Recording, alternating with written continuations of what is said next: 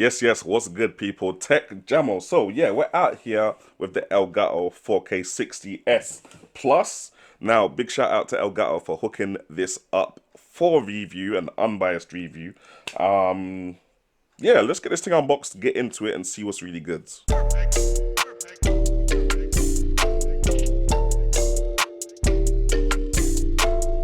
Now, can I just say, yeah, before I even go and unbox this thing, yeah, Elgato have spoiled me with the sexy blue packaging. Like, I need it. I expect it. Let's see what we get inside. Uh-huh. To the side over here for now. What we got going on in here? All right. Little, what's this? Little quick start guide thing. Okay. You got all that. You got all the diagrams and stuff like that. But obviously, bad man don't read diagrams. Boom. Now this looks like the bad boy thing right here. Now on the back, you got the HDMI in and out. Got a little power port thing there, your little USB thing there. And on the front, you got the record button, an SD card slot, and it looks like you got a microphone in there as well, or headphone in. And you got this sexy design. Can you guys see that enough? Look at that design, and it goes all the way around. Does it go on the bottom? Not on the bottom though. The bottom's a bit plain, but that's okay. You got these little rubber feet though to stop it sliding around and ting. But yeah, no. This does look sexy, fam. It's a sexy piece of kit, and it will look nice on the desk. And I like the way all the wires come out one side at the back, so that if you have it on your desk, it will look nice and neat, fam. Because all the wires just come out here, and you won't be able to see them. Right, you got a little USB-C to USB-A cable here. It looks like a free USB 3 one. And you got another one here as well. I'm not sure why they've given me two. You got some KR and CN plugs. You've got a HDMI to HDMI cable right here. You've got some other stuff, I don't know what this is.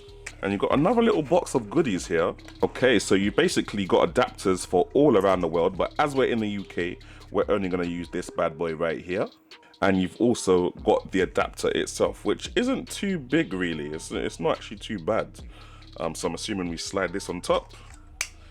There we go. Boom. That's the first part of the setup complete. And it looks like it's powered by USB. So maybe one USB gets plugged in. Oh, so one USB is to plug into the computer and one USB is to power it. Right. I'm with you guys. I'm with you.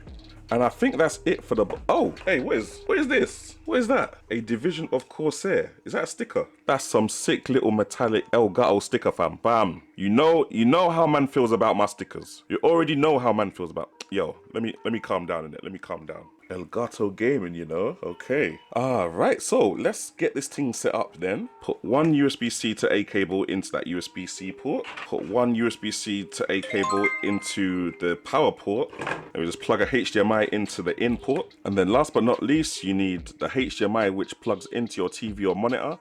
And you plug that into the HDMI out section of the capture card. Now, next thing we need is an SD card for the front if we're not going to be doing it straight through the computer.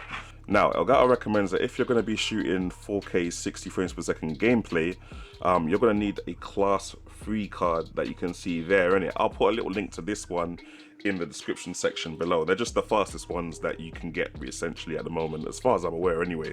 And we'll just slap that into here.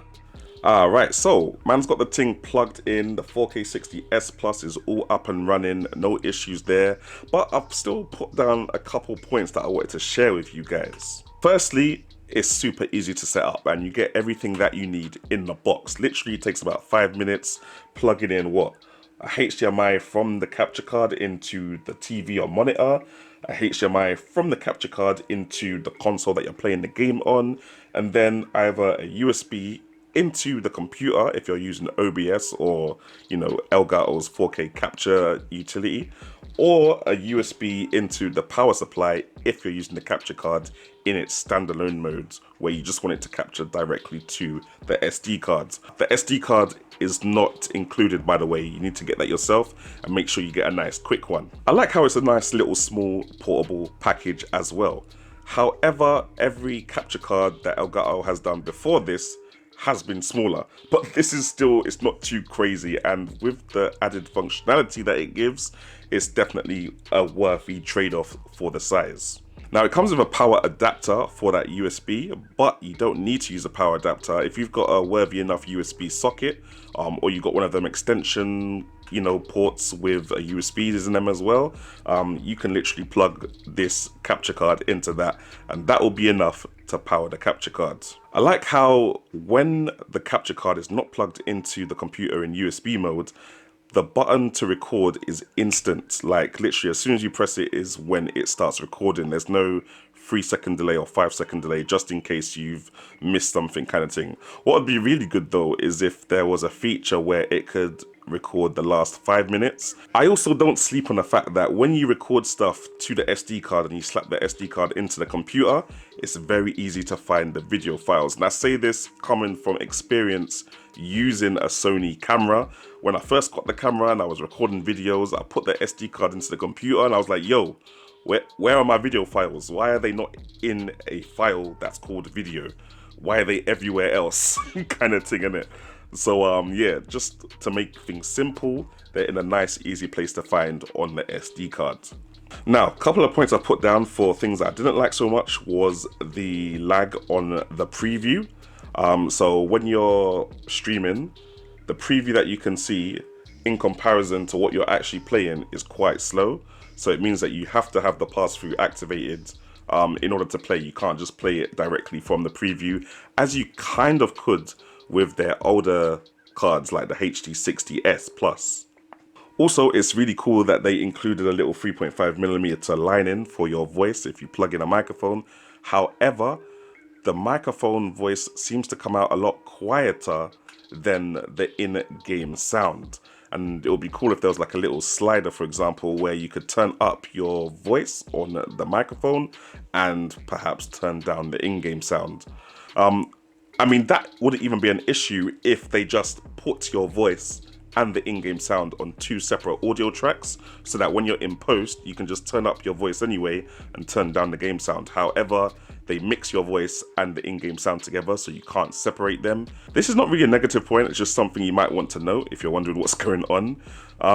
When you're using the standalone mode and you want the Elgato 4K60S Plus to record directly to the SD card, you have to disconnect it from the PC mode. So you just disconnect it from the PC. Even if it's plugged into the PC and you're not using it on the PC, it has to be disconnected for it to initiate the standalone recording mode. So just bear that in mind. I was getting kind of confused why the standalone mode wasn't working, but then I realized it was still connected to my PC from where I'd been using it in PC mode.